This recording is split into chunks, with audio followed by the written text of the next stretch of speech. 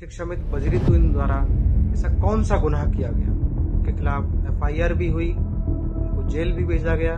जो कार्रवाई करने वाले हैं वो लोग बेवकूफ हैं। आखिर हम अपने बच्चों के भविष्य को कहाँ ले जा रहे हैं? यह दुआ अगर किसी शिक्षा मित्र ने स्कूल में करवा दी तो कोई गुनाह नहीं किया। अब स्कूल खुलेंगे तो इस दुआ को मैं खुद अपने स्कूल में कराऊं।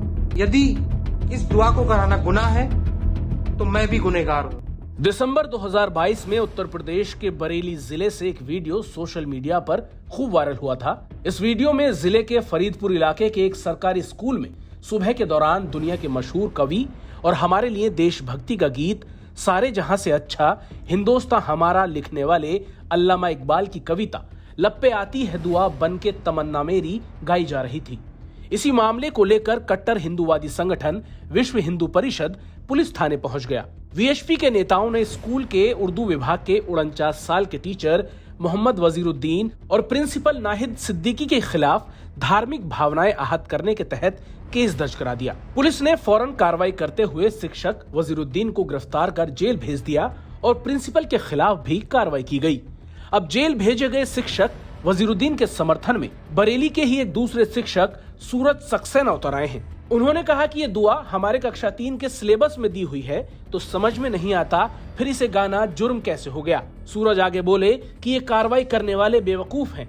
कार्रवाई करने वाले अधिकारियों की योग्यता पर सवाल उठाते हुए सूरज सक्सेना ने कहा कि जब स्कूल की छुट्टियां खत्म हो जाएंगी तो मैं खुद अपने स्कूल में इस दुआ को बच्चों से गवाऊंगा। वो बोले कि अगर स्कूलों में बच्चों से इस दुआ को पढ़वाना गुनाह है तो हाँ, मैं भी गुनहगार हूँ।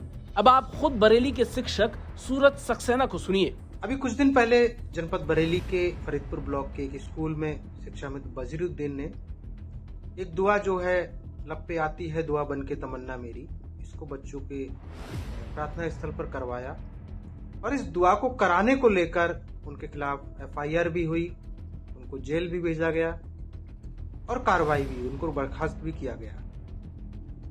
मैं ये पूछना चाहता हूं कि ऐसा शिक्षा मित्र बजरुद्दीन द्वारा ऐसा कौन सा गुनाह किया गया? लप्पे आती है दुआ जो दुआ है वह उर्दू मीडियम की कक्षा 3 के सिलेबस में दी हुई है और समझ में नहीं आता कि जो पाठ्यक्रम में दिया हुआ है अगर उसको कोई स्कूल में करा रहा है तो उस पर कैसे कार्रवाई हो सकती है।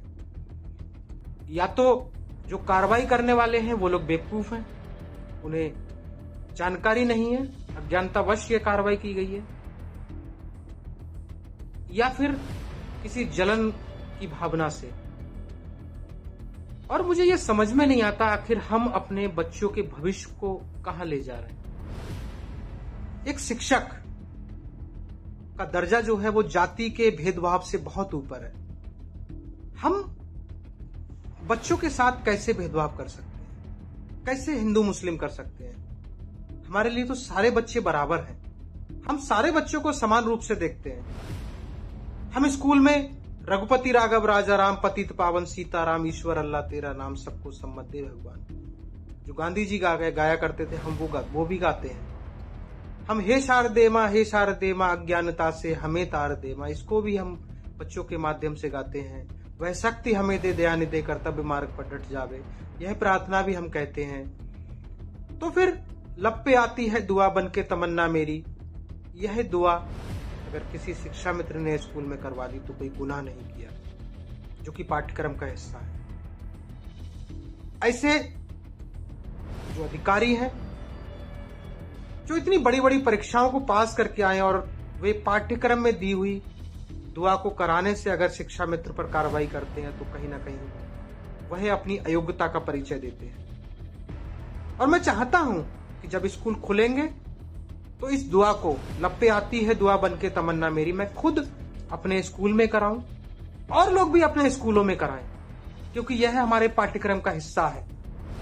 और यदि इस दुआ को कराना गुनाह है, स्कूलों में बच्चों के माध्यम से कराना गुनाह है, तो मैं भी गुनहगार हूं। अब आप जरा सोचिए, अपने मुस्लिम साथी के साथ होती ज्यादती के खिलाफ ये हिम्मत वाला टीचर सीधे सीधे योगी सरकार और उसके प्रशासन से भिड़ गया है, अपनी नौकरी को खतरे में डाल रहा है। लेकिन अन्याय और जुर्म के खिलाफ आवाज उठाना भी तो एक जिंदा इंसान होने की निशानी है। जिसे बरेली के इस टीचर सूरज सक्सेना ने साबित कर दिया। तो दोस्तों, इस खबर पर आपकी क्या राय है? आप अपनी राय हमें कमेंट बॉक्स में जरूर दीजिए और हमारे चैनल हिंदुस्तान पोस्ट को फॉलो और सब्सक्राइब करना बिल्कुल न भूलिए।